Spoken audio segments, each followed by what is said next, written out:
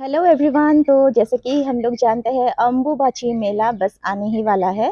तो अम्बुबाची क्या होता है? अम्बुबाची होता है कि माता का जो ईयरली पीरियड्स है, वो ईयरली पीरियड्स को सेलिब्रेट करने का नाम ही अम्बुबाची होता है।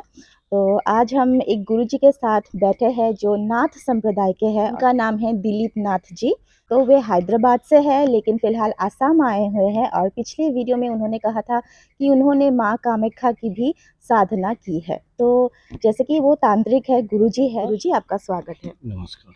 अच्छा, हम लोग अम्बुबाची के समय ऐसा सुनते हैं और देखा भी हमने, जो कामाख्या पहाड़ के नीचे जो शमशान है भूतनाथ, वहाँ पे बहुत सारे तांत्रिक देखने को मिलते हैं। तो कुछ खास क्रिया होता है शमशान हाँ, में? शमशान में भी खास क्रिया होता है, अच्छा। उसको भी किया जाता है। अच्छा। क्योंकि शमशान में जो जगाने वाली जो क्रिया है, शमशान से जो प्राप्त करने वाली जो क्रिया है, वो तो शमशान में ही होगा ना। अच्छा। माँ के यहाँ जो है माँ के यहाँ होगा, शमशान जी। में जो है वो शमशान में होगा। अच्छा। तो उसी दौरान में ही ये टोटल कोर्स जिसका जो एक एक प्रकार का धर लीजिए, वो साल भर में या 2 साल 4 साल का सब सब उधर ही जो कोई ड्यू है, एक पढ़ाई जैसा कोर्स होता है ना, हाँ, वो हाँ। ड्यू है। तो उस कोर्स को हम लोग चाहते हैं कि ये दौरान कंप्लीट कर ले, अच्छा। नहीं तो फिर मुझे 1-2 साल वेट करना अच्छा, पड़ेगा। अच्छा। तो गुरुजी, ये तो हमने हुँ, बात कर लिया तांत्रिकों का, अम्बुबाची का जो महत्व है उसके बारे में। हुँ, लेकिन आप लोग तो साधना करते ही हो, लेकिन हम जो आम आदमी होते हैं, हुँ। उन दिनों हमें कौन-सी बातों का ख़्याल रखना चाहिए ताकि माँ की कृपा मिले?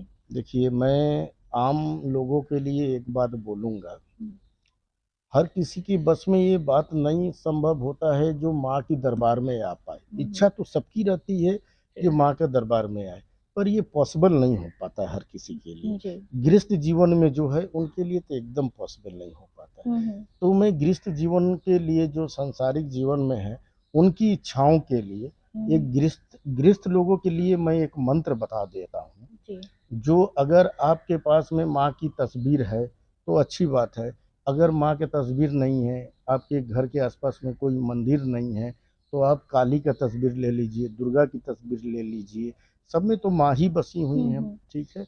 तो जो मैं मंत्र बता रहा हूँ, इस मंत्र को अगर आप कम से कम 21 बार पढ़िए, अगर उससे ज़्यादा आप पढ़ सकती हैं इस पीरियड के दौरान, तो बहुत अच्छे है। नहीं तो कम से कम 21 बार उसको पढ़िए और माँ से प्रार्थना कीजिए, जो माँ हमारा ये तकलीफ़, हुँ, हमारा ये दुःख, हमारा ये एनी वे प्रॉब्लम, जी। उसको माँ को बताइए। अच्छा। मैं जहाँ तक समझता हूँ कि माँ ज़रूर हुँ, हुँ। महिमा उसके ऊपर अपना बरसाएँगे, आशीर्वाद उनको देंगे। बिल्कुल। तो मैं वो मंत्र बता दे रहा हूँ आप लोग को, जो जनमानस के लिए है, गृहस्थ जीवन के लिए, वो मंत्र मैं बता दे रहा हूँ। उसको अब जो त्रि होता है, उसको त्रि नहीं पढ़ के उसको म पढ़ना होगा। उसको पढ़ना होगा त्रिम।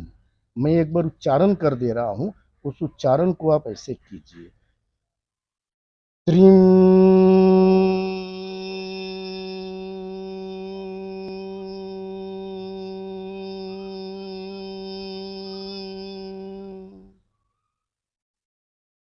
ये गृहस्थ जीवन के लिए एक छोटा-सा मंत्र है। ऐसे तो हम लोगों का मंत्र अलग है। हुँ, हुँ।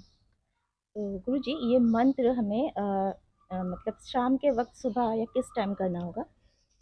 देखिए, हम लोग का तो काम रात में होता है, हुँ। पर आप लोग जो तो हाँ, गृहस्थ जीवन जो हाँ। है, इसको आप किसी भी टाइम में कर सकती हैं, सुबह हो ऐसा या कोई शाम? बात हाँ। सुबह करिए, शाम करिए, हुँ। मगर स्वच्छता के साथ साथ करिए। जी, जी। साफ-सुथरा रह के हाँ। करिए, चाहे वो फीमेल हो, हुँ। मेल हो, कोई भी अच्छा। हो, साफ-सुथरा होके करिए। अच्छा। क्योंकि गृहस्थ जीवन में इससे कोई तकलीफ नहीं होगा, अच्छा। जब भी होगा आपका भला ही होगा, अच्छा ही होगा, हुँ, हुँ। कुछ नुकसान नहीं होगा। अच्छा। तो मैं नुकसान वाला चीज़ कभी बताता ही हुँ, नहीं हूँ। हुँ, हुँ। और माँ का जो फ़ोटो रखना है, वो हुँ। किस दिशा मुँह करके रखना हाँ, है? माँ की फ़ोटो ज़रूर पूरब दिशा की ओर रखना है। अच्छा, पूरब हाँ, दिशा की हाँ, ओर। अच्छा। मतलब कि माँ का ये पूरब दिशा का है हुँ, और हुँ। आपको पश्चिम में बैठना है, अच्छा। ठीक है? माने हाँ, हाँ। आपका जो पीठ है वो पीठ है, पश्चिम की हाँ। तरफ होगा और हुँ। माँ का जो मुँह है वो पश्चिम की तरफ होगा और अच्छा। माँ बैठेंगी पूरब की तरफ। अच्छा, अच्छा। माने माँ का मुँह होगा पश्चिम की तरफ हुँ। और आपका मुँह होगा पूरब की तरफ, अच्छा।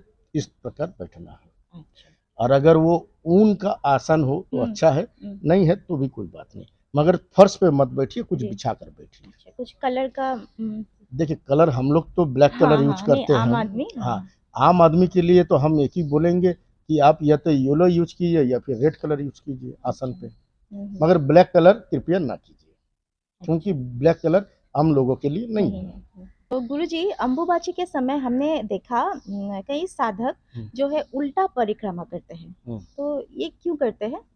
उल्टा परिक्रमा करने का देखिए इसके पीछे साधन का अपना-अपना कई रीज़न होता है।